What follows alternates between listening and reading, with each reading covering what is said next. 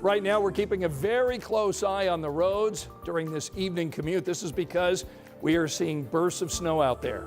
So here's a look at where that potential snow stands right now. And with colder temperatures in our area tonight, some of that snow, in fact, could stick around and impact your drive not only later tonight, but even perhaps into tomorrow. So thanks for joining us tonight here at 6 o'clock. Angela's tracking the snow and the colder temperatures to come. Yes, and it's that combination that will keep slick spots in play all the way through the overnight into tomorrow morning. And we get an additional burst of snow possible tomorrow afternoon and evening. So an active 24 hours for us, cold and snowy. What you see on radar, these bursts of snow moving from west to east, they quickly reduce visibility. They quickly lead to some slick spots on area roadways. And you can see right now entering the northern half of Madison County. So heads up Alexandria, Anderson, north into Marion.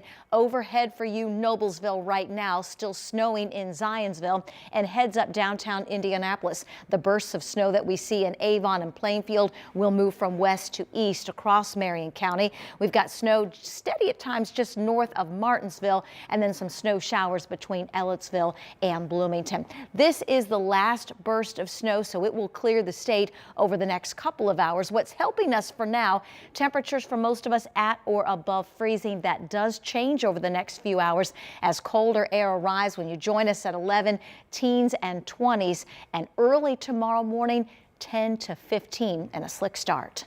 Angela, thanks so much. You remember last week, snow and cold temperatures caused all this havoc out on the roads. Especially last Monday night. Well, this was the scene as that snowstorm caused more than 100 crashes, despite only dropping about 1 to 2 inches of snow around central Indiana. What about tonight? Well, Marina Silva's out and about on the roads tonight, seeing how the crews are handling things this time around. And Marina, we've been with you here since 4 o'clock this afternoon, and it certainly seems that so far this time around it's a much better situation.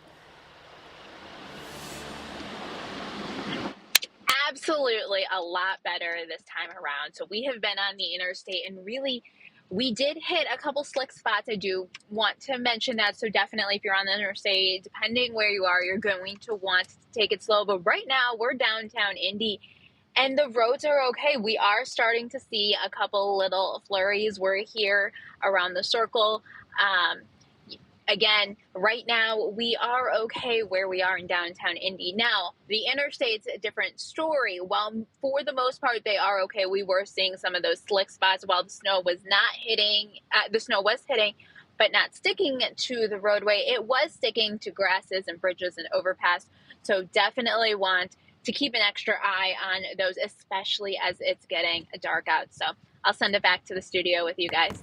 All right, Marina Silva driving around Monument Circle tonight. Thanks so much. And you can stay updated on these changing weather conditions by using our live Doppler 13 weather app. And once you get it, be sure to sign up for all the notifications. It's a free download and you can find it in your phone's app store. New tonight, attorneys for Joseph Corcoran are turning to federal court to save him from the death penalty. He's the Indiana man who is now scheduled to die by lethal injection in exactly 1 week from now. His attorneys claim he is seriously mentally ill and that he's unable to understand the severity of his crimes. This case has sparked debate around the return of capital punishment here in Indiana. Our Rich Nye has been following Indiana's death penalty issues for years. He joins us in studio tonight at 6 to explain where our state is headed with capital punishment. Rich? So the last time that Indiana executed someone was 15 years ago, exactly today. But barring a late reprieve from the governor or the courts, Indiana is prepared to use lethal injection once again to carry out the death sentence. Indiana's last execution happened on December 11, 2009. Matthew Wrinkles died by lethal injection for killing his estranged wife and 2 other people in Evansville in 1994. 8 men currently sit on Indiana's death row, but there have been no executions for 15 years because the Department of Correction could not acquire the drugs needed for lethal injection. That changed in June. I wanted to know where the Department of Corrections got the drugs from. And then want to know the cocktail that they were actually using, and does it meet 8th Amendment standards for violating cruel and unusual punishment. Indianapolis attorney Eric Koselke has represented more than 30 defendants in state and federal death penalty cases. I'm personally very demoralized. I didn't know whether we would ever have another execution or not, quite frankly. But the fact I've spent my whole career going on 40 years this coming June, basically fighting the death penalty, believing it's wrong. Joseph Corcoran killed 4 men in Fort Wayne in 1997, including his brother and future brother-in-law. His attorneys argue that he is mentally ill and should not be executed. Meantime, prosecutors are seeking the death penalty in 3 pending cases in central Indiana. Carl Boards II, charged with killing Elwood police officer Noah Chanovez. Orlando Mitchell, charged with killing Marion County Deputy John Durham. And Delani Rogers, charged with the murders of 2 men and shooting 2 more outside a Plainfield motel. These are people that nobody even knew who they were for the most part until the death penalty is filed, and then they become somewhat of a star. And after the execution of Joseph Corcoran, the Indiana Attorney General asked for an execution date for Benjamin Ritchie. He is the man who shot and killed Beech Grove police officer Bill Toney way back in 2000. All right, Rich, thanks so much. Well, the state has performed dozens of executions since capital punishment became part of the criminal justice system. So tonight we want to show you the numbers. Capital punishment became law here in Indiana back in 1897. 92 men have been executed since then. 19 of those were by lethal injection after our state passed a new law in 1995 designating it as the method of execution. The death penalty has also sparked debate among Hoosiers. You might recall last month, protesters came together, gathering at the Indiana State House. They were calling for an end to the death penalty ahead of Corcoran's execution. And we expect tomorrow, dozens of people will gather at the State House to sign a letter calling for the governor to halt executions. Tonight at 6, an Indiana woman learned her sentence for a federal hate crime against an IU student. 57-year-old Billy Davis was sentenced to 6 years in prison after pleading guilty to stabbing the student on a city bus. Davis later told police that she attacked the 18-year-old because of her race. She also received 3 years of supervised release as part of that plea deal.